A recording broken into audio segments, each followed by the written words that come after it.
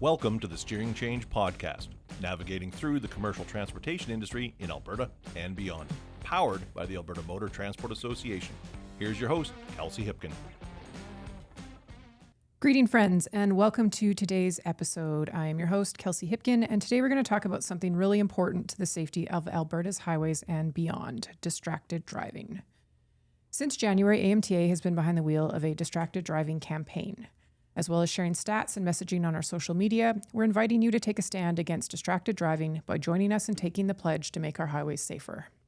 The numbers are clear. Distracted driving is an epidemic, and we face its risks every time we get behind the wheel. It's time to come together and protect what matters most, our loved ones, our communities, and our province. We can make every drive safer by not reading between the lines. By taking a pledge against distracted driving, you're joining a community that is committed to safety and positive change. We're going to include the details to submit your pledge in our show notes, and we'd love to hear from you, whether you write down a few words or gather some of your colleagues and take a pledge in a video. As for some of those numbers I mentioned, in 2021, Canada's National Collision Database noted distracted driving as the cause of 22.5% of fatal collisions. Also in 2021, the Canadian Automobile Association noted 47% of Canadians admitted they typed out or used the voice memo feature to send a message while driving.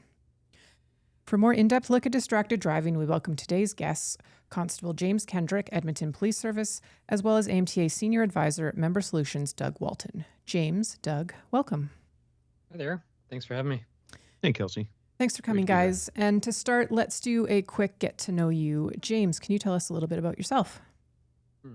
Hi, Kelsey. Thanks for that. I've been a member with Edmonton Police Service for 17 years, with over 6 years of experience in traffic enforcement and commercial vehicle investigation unit, which is where I currently serve. I have a deep passion for driving, have been fortunate to be part of two organizations called Blue Line Racing and Edmonton 50 Motorsports. Each organization collaborates with communities across Canada and the United States to promote traffic safety and responsible driving. Additionally, as a parent of 4 children who have recently started driving, road safety has become a major topic in my family and our discussions. Wow, 4 kids, all with a license. That is kudos to you for that. Doug, it's your turn. Tell us a bit about yourself.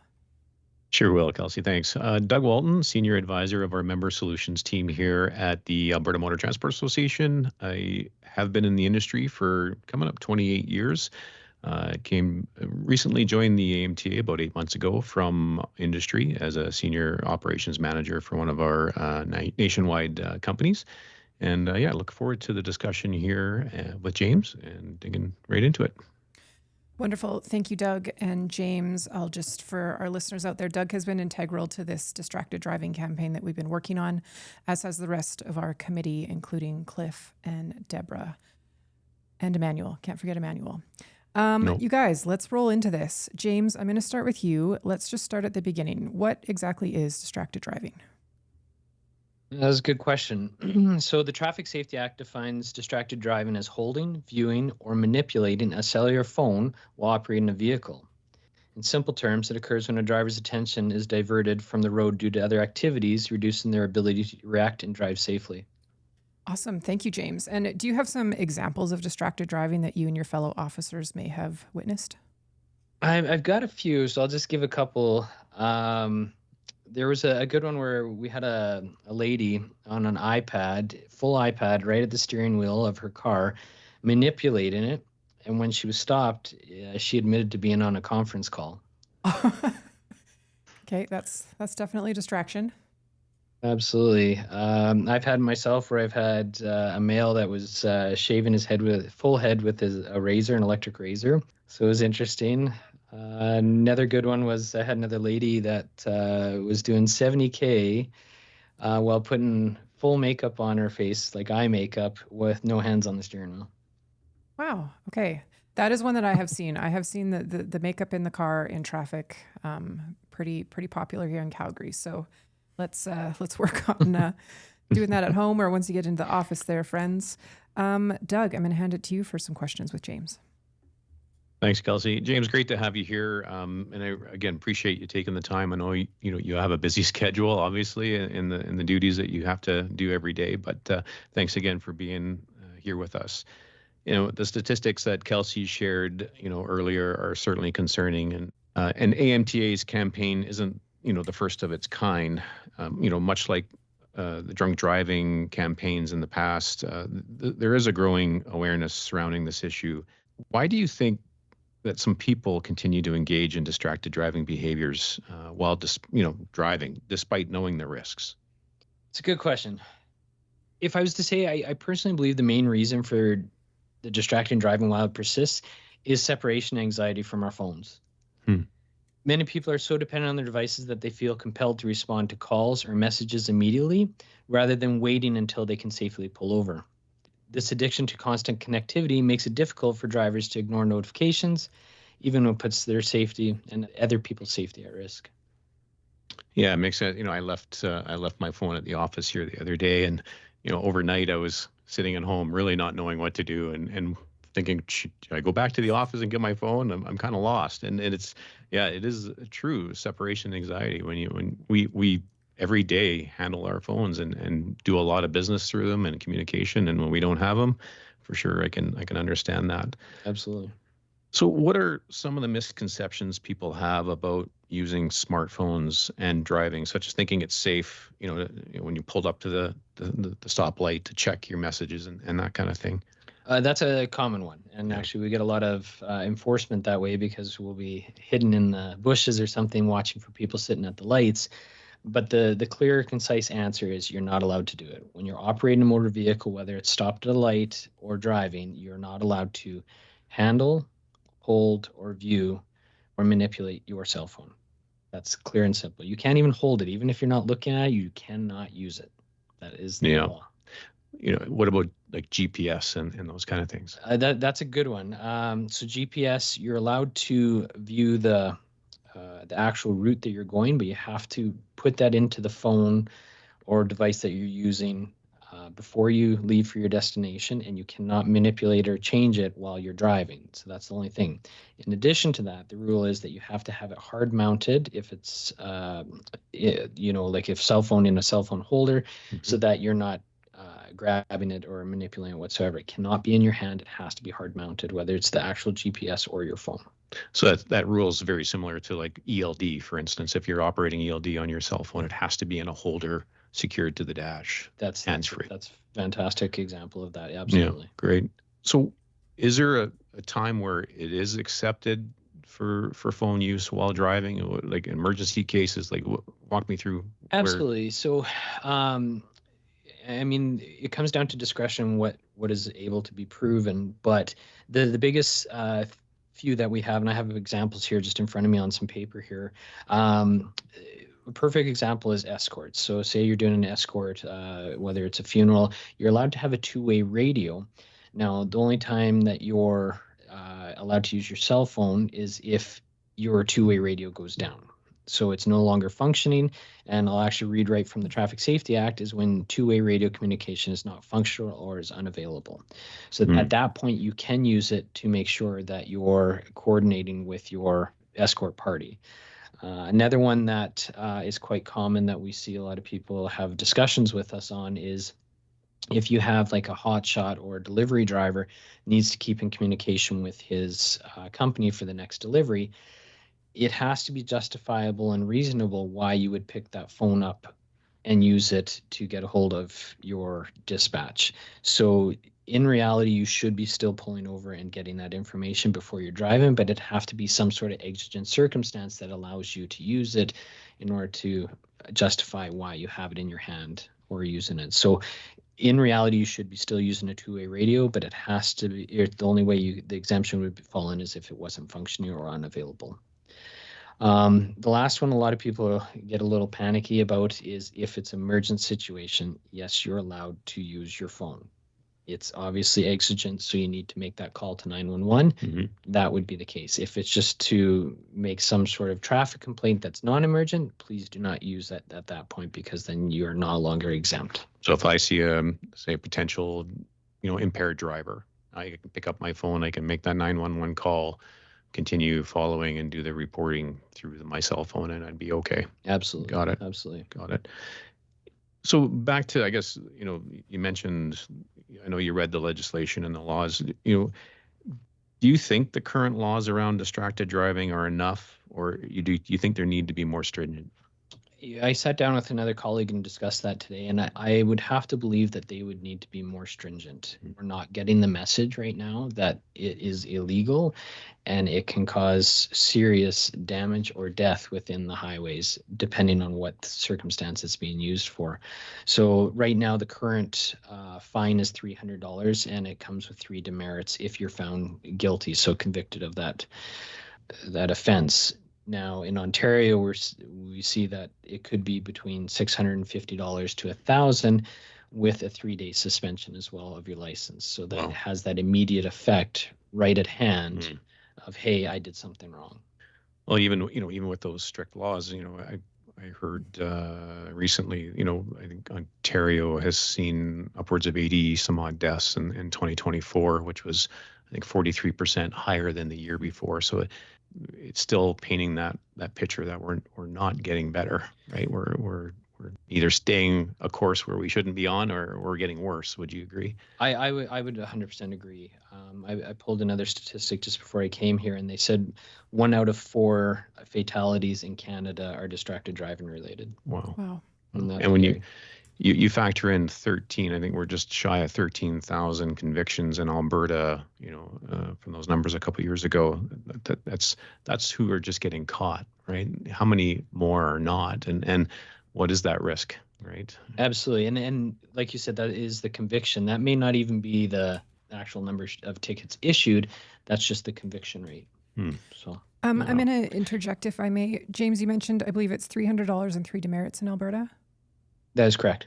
So if I am a repeat offender, is it just I keep getting my ticket until I run out of my demerits and then my license is suspended? Basically, yes, that is correct, because it is based on convictions. So you could have 5 stacked up, but they may be throughout the year, so it may not be on your record yet. So It may take some time for that to happen.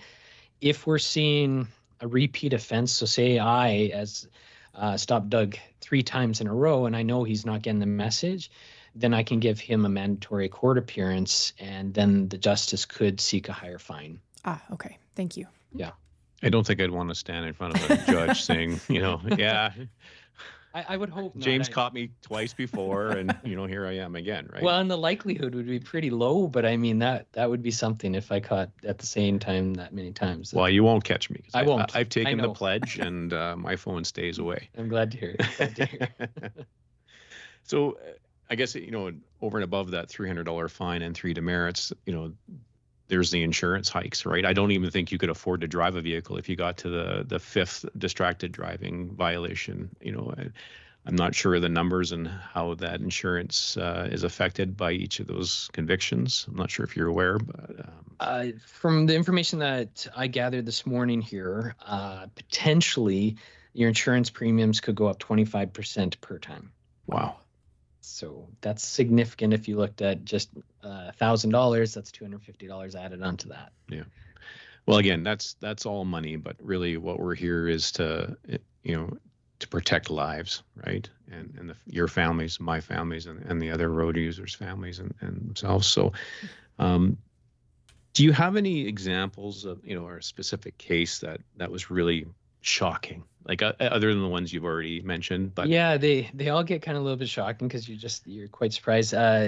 One that was kind of funny, I had a neighbor send it to me just recently. It was in Edmonton on YEG Wave. Was a woman that was driving on the Henday with 1 foot, steering the car while eating. So it was an impressive video to see. So that one was fairly shocking. And another one that kind of is more impactful was my supervisor was driving with his daughter on the way home, and he looked over to see a school bus full of kids, and the driver was sat there texting on her phone. Oh, no. Oh, wow. And he asked his daughter, because she was in the passenger seat, to film it, and he contacted the company after and discussed it with them. So, I mean, it will have ramifications on something of that nature. I get it. It could be your job and your livelihood, but you're also putting all those kids on that bus in danger and everybody else. Wow, that is a crazy story. And, when you think about it, those children on that bus, that's precious cargo. It doesn't get any more precious than than those children and human life. And for that driver to be driving distracted like that with those souls on board it is truly unacceptable. And I appreciate you sharing that story with us. Can you, or is it up to the discretion of an officer to raise that charge to a next level? And what would that look like, right? If you saw it be turning into more of a dangerous driving instead of distracted, where would that go? Absolutely. So there would have to be other elements just then being on the phone to give that indication that this should be elevated to, say, let's even go, say you're on your phone, you ran through a red light.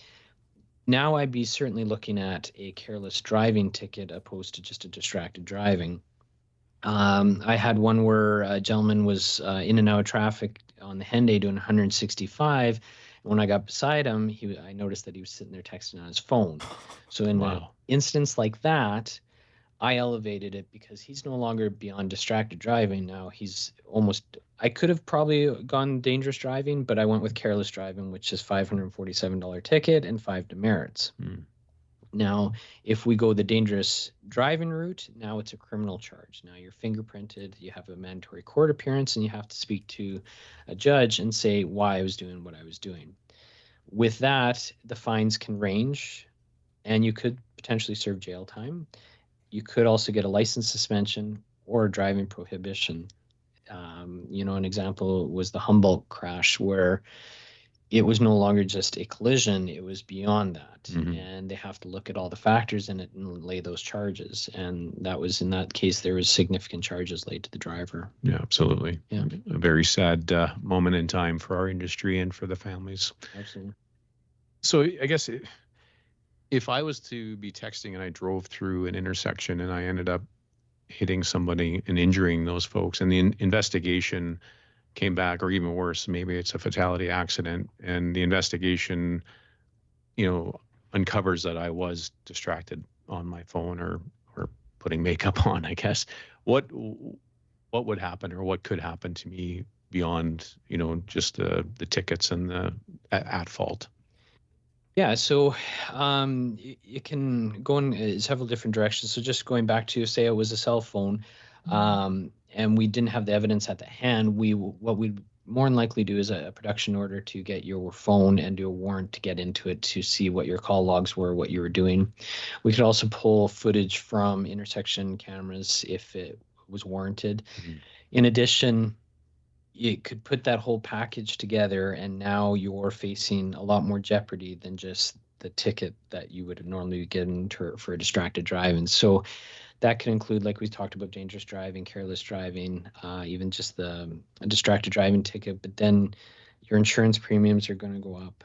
And likelihood, if somebody can find that you were negligent, you could potentially have a civil case against you, right, where somebody goes after your personal assets.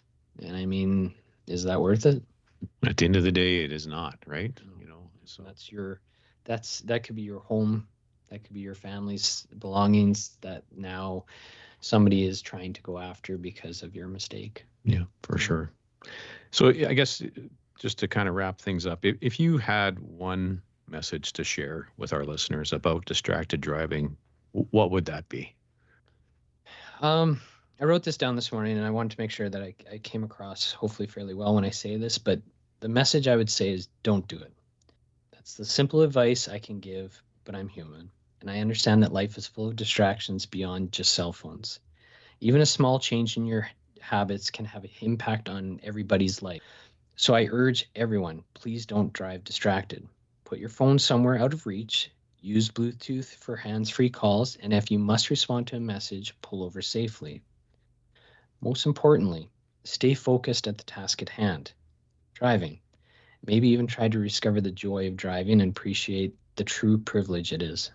Yeah, and you nailed it. It's a privilege for sure. And it's funny, you and I were chatting earlier before we started the podcast about our kids, and we were in Jasper this weekend, and just before we left town, Mama took our boy over, and he managed to pass his learner's license. And so we were in Jasper, and he got an opportunity to drive for the first time. But before we did that, we had the distraction discussion, right? The music is off, the phones are away. I gave him the pre-trip talk too, because I'm a trucker, right? So we got to pre-trip our vehicles, make sure everything's safe. But yeah, it is a privilege, and that is something that, as parents, as friends, as neighbors, or whoever, we need to make sure that we're sharing that message that driving is a privilege and distraction is just something that we need to get rid of, for sure. Absolutely. And I have to say, Doug, I really appreciate you sharing that story with me, because you light up like you wouldn't believe talking about it. And it's just so nice to see, because I love driving, and obviously so do Yeah. you. And I just want to embody that into my kids. I want to have more people enjoy driving instead of worrying about the next destination on their phones and the distractions. So hopefully we can make that impact. Wow. I appreciate you being here. Thanks for sharing the stories and answering my questions. I'll throw it back to you, Kelsey.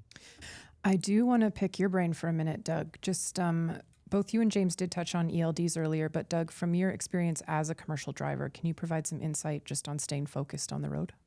Yeah, for sure. And this is a discussion I've had with a lot of drivers that I've worked with in the past. And, as we see more and more technology coming into the cab, one of the complaints from the drivers was just too much technology, lots of buzzing and warning lights and things going off, and cameras, inward facing, outward facing.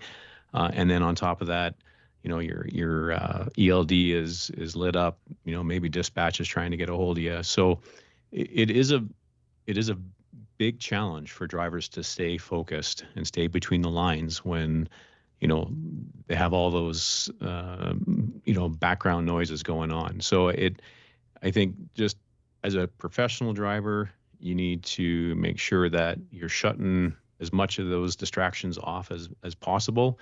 Yes, there's a job to get done, and we all understand that. But even as a dispatcher, knowing, when you're making that phone call to your driver, you probably know, and with telematics and GPS and geofencing and all that stuff that's out there today, the dispatch, before making those calls to the driver, should check and make sure that, hey, it's safe to call that driver. Or maybe, I'll wait till that driver's stopped before I make that call and say, hey, where are you? What's your update, right? So just, making sure that your handheld devices are locked in your holders where they need to be, and you're obviously following hours of service and managing yourself, and that's going to be something that will benefit the driver for sure. Awesome. Thanks, Doug. We will move into winding down today's episode. I just kind of want to recap. The moral of the story here, people, is really just don't do it. It's not worth it. Both Doug and James, you've focused on family, and we mentioned like a school bus driver, which just kind of blows my mind. Our kids are out there, and the goal at the end of the day is to get home to them. And we hear that from a lot of our drivers too. So just as James said, just don't do it. We are going to wrap up a bit here. James, is there anything that you would like to add? No, I think I touched on it. I do want to thank you for having me here. It was an absolute pleasure speaking to both you and Doug. Thank you so much for joining us. I know AMTA has been doing a lot of work with EPS lately, so it's really nice to get a chance to add a voice to a name. And Doug, anything that you would like to add? Thanks, Kelsey. I guess I'll just end by saying thank you again to Constable Kendrick and the Edmonton Police Service for being with us here today and helping, with this campaign message to end distracted driving in Alberta. James shared a number of examples with us of distraction behind the wheel of a passenger vehicle. But as commercial drivers, we are the professionals out there, and, we know better. We've had that professional training, and we also have a commercial driver's abstract that we, must rely on to find employment. And if you show up to a recruiting office and you have, a number of distracted driving violations or other behavioral type violations, it may limit your ability to find employment. And, not just from an insurance perspective, but the company just might not see you as a fit. And so that's important just to remember, keep the phone in the holders on the dash. That's where they need to be, your hands on the steering wheel. And there's a number of challenges that commercial drivers face on the road that they need to be in full attention mode and not distracted. So keep that phone away, and it's my plea. And without sounding too preachy, it is what professionals do, right? Lead by example. So thanks again, James, for being here, and I appreciate the opportunity to be a part of this podcast. Sounds like a plan. Thank you again so much, both of you. For our listeners, as mentioned, there will be a couple days left to join us in the fight against distracted driving by taking the AMTA pledge. Pledges will be shared on social media and the video submissions will be edited for YouTube. Full details will be in the show notes below, and let's close with some AMTA news. Registration for the Professional Truck Driving Championships taking place May 31st in Edmonton for both competitors and volunteers is currently open. Check out amta.ca for details or email us at events@amta.ca to submit your drivers for their registration. That registration does close on May 23rd. As of the recording of this podcast on March 5th, the trade show for our annual conference is sold out, but registrations and some sponsorships remain. This year, we will see you from April 8th to 10th at the River Cree Resort and Casino in Enoch, Alberta. And finally, if you haven't heard of it yet and have a driver who has gone above and beyond, be sure to nominate them for AMTA's new initiative, Angels of the Highway. Want to know more? Email us at membership@amta.ca. If you have any questions or comments about the Steering Change podcast, please reach out on our Instagram at AMTA_CA or LinkedIn and Facebook at Alberta Motor Transport Association. Stay safe and see you next time. Thank you for listening to this episode of AMTA's Steering Change podcast. The views expressed by guests of the Steering Change podcast are their own and may not reflect the views of AMTA, its hosts, or sponsors. Did you have a question that you would like answered on an upcoming episode of the Steering Change podcast? We want to hear from you. To submit a question to the Steering Change mailbag, hit up our DMs on LinkedIn, Facebook, or Instagram with the hashtag SteeringChange, and your question will be answered either live on the podcast or by one of our SMEs here at AMTA. We ask that you share this episode with those in your network that could benefit from what we discussed today, and make sure to subscribe to our podcast on your favorite podcast platform so you can be notified when future episodes are released. You can learn more about us and our mission by visiting www.amta.ca. Now get out there and have a safe day.